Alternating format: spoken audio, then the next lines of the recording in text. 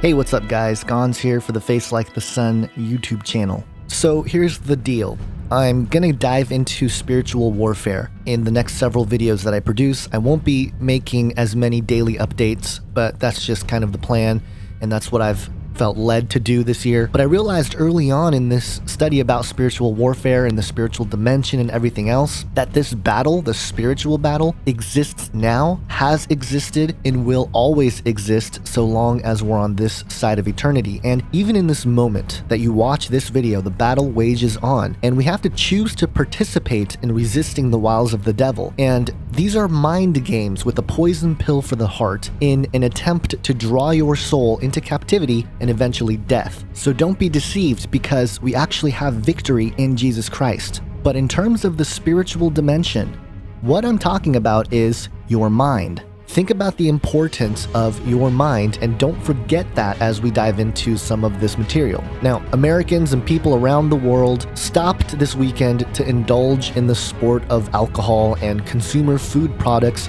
while being ordained and initiated by perhaps the largest New World Order ritual of recent times, the Super Bowl, specifically the halftime show. I personally didn't watch the Super Bowl live, still haven't seen any of the commercials, didn't watch the halftime show live, and could really care less at this point. I did view some of the exposed videos that were published right away by TVC and White Rabbit, among others, pointing out the blatant symbolism. And if you don't know about the blatant symbolism that's used in the Super Bowl programming by now, do yourself a favor and get educated on the topic. It doesn't mean you can't participate in the festivities, that's your own prerogative, but I've personally found that the more I learned about these things, the less I wanted to be a part of it. And that's not to be a downer or anything like that, I just choose not to participate in some of these things, especially since I decided that I won't be making an exposed video because I knew that several people are going to be jumping on. This is a big topic that conspiracy people tackle every year, so I felt like there was no need for me to watch it because I won't be exposing it anyway.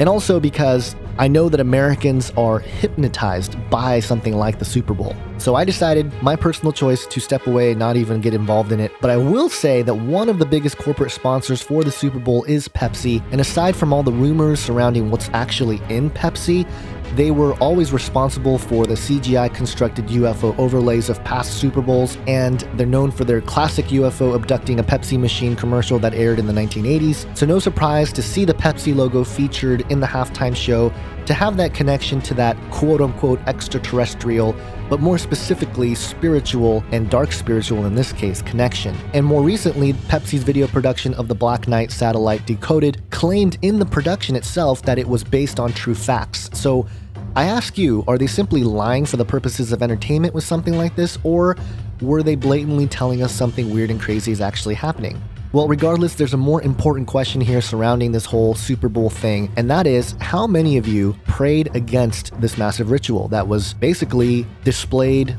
for many Americans to see? You know, every year we do these exposed videos, and I think that's a really important thing, but how many of us have actually prayed against it? And why is it that so many dedicated Satanists spend more of their time in performing rituals and curses and everything else than Christians do worshiping God and in prayer and in spiritual warfare? These are important questions that need to be asked by everyone who considers themselves to be a Christian today.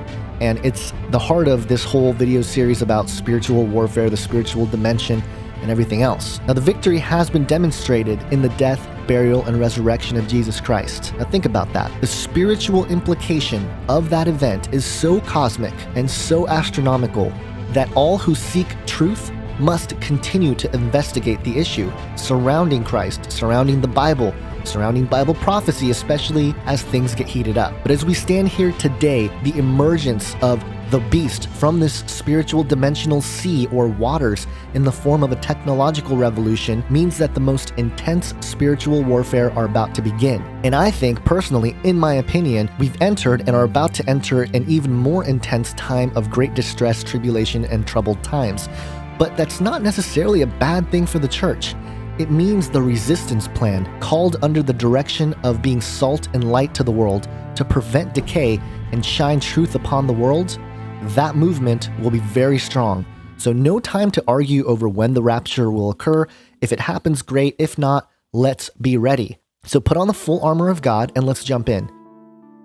For this first video, I just want to dive into 2 verses from the opening chapter of the Bible in the book of Genesis and talk about how the spiritual dimension and physical dimension are both present from these highly important and famous verses. Now, I understand there's lots of different views, interpretations, and opinions about Genesis chapter 1, chapter 2, all of creation.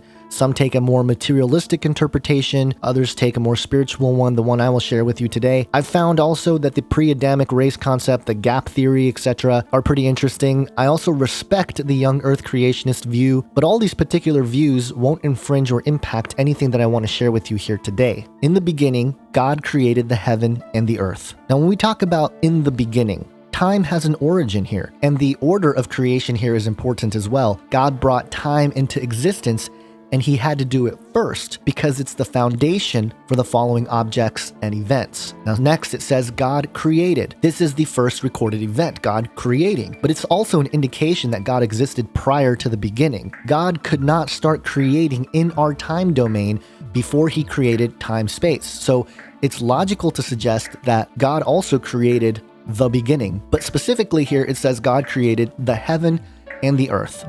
The heaven here can be understood as space, not outer space or inner space, simply space, an area that takes up time. You can't have space without time being there first, thus the order of creation here. And the earth is the stuff that fills this space. You can call it matter, dirt being the most profound since it's the foundation of life, but all elements operate with their given physical rules to be organized into things we experience in our reality. There's order here. So in brief summary here, God created time, space, and matter in the opening line of Genesis.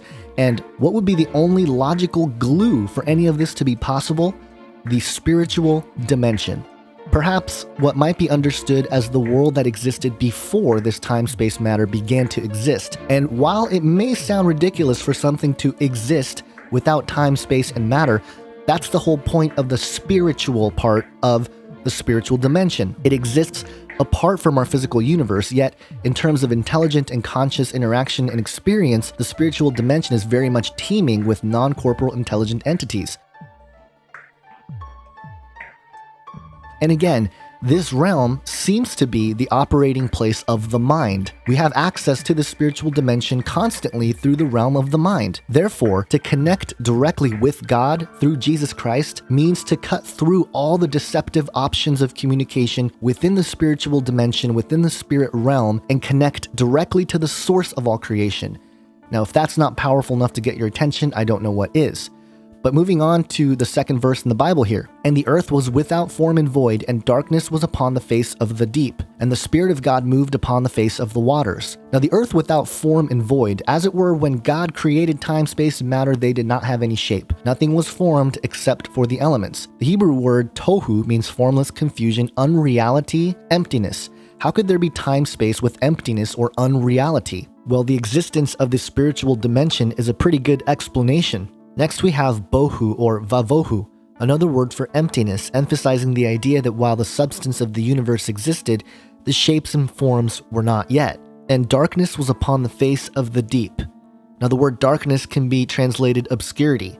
Was upon can be was against or upon, facing the deep, the sea, or the abyss. So we have a formless blob of unreality floating in the vast emptiness of time-space, and within is this thing called darkness facing the deep or the abyss. Now, I've often wondered if this darkness and this abyss had anything to do with the spiritual dimension, and it turns out it does. When we get into the spiritual dimensions, we'll see that there is a second heaven where spirits, angels, demons, and other things exist, and a third heaven, which is God's realm. Now, a friend and colleague of mine, brother Dan Duval, wrote a book called Higher Dimensions, Parallel Dimensions, and the Spirit Realm, and in it, he talks about the void and darkness. Quote, "The next important word is void, which is translated from the Hebrew word bohu. This word means emptiness, void, or waste. Again, I believe the clear intent is to show just how empty the unreality of earth was. This takes us to the word translated darkness, which is the Hebrew word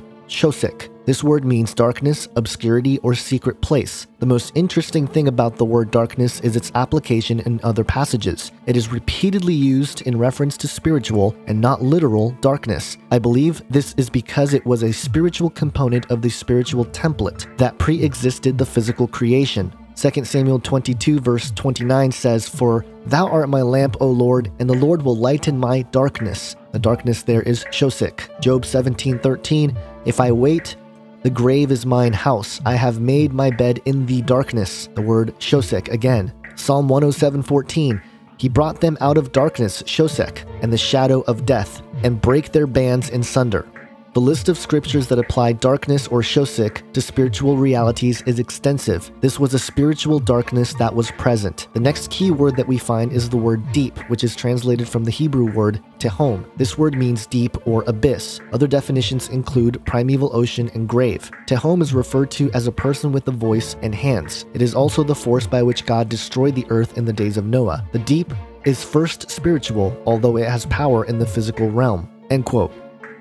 Now we have ruach, the breath, the wind or spirit of Elohim. Now the word Elohim here is used in the Bible many times to describe many things, and that's information that comes from Dr. Michael Heiser, and you can check out other videos I've made on that. But in this case, given the context, the use of Elohim might suggest that as a creator God himself, the title reflects originality and the first one. And it begins to make sense as we consider how God operates in each of the three heavens here. He was moving Mereshet, to hover, over the face or the surface of the waters.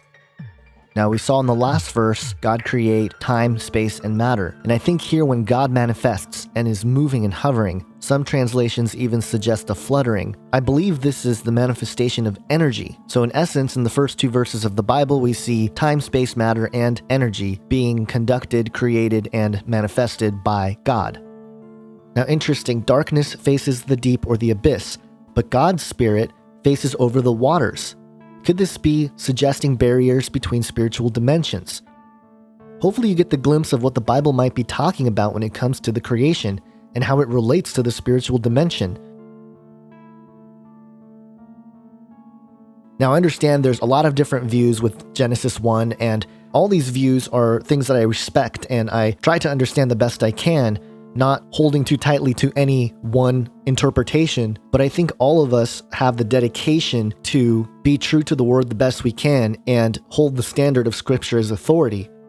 Here's what Brother Dan Duval had to say about the Spirit of the Lord hovering over the waters. Quote, "The word translated water is mayim. This word straightforwardly means water. Is this water physical or spiritual? From many scriptures we learn that water is found in the spirit realm as well as in the natural realm. Therefore, we still have no conflict. These waters were spiritual. Remember, I am attempting to prove that every element of creation prior to the third day of creation occurred in the Spirit. Where do we see that water can exist in the Spirit? One example is that Jesus Christ is the source of living water. This is spiritual water. Jeremiah 2:13, "For my people have committed two evils. They have forsaken me, the fountain of living waters, and hewn them out cisterns, broken cisterns that can hold no water."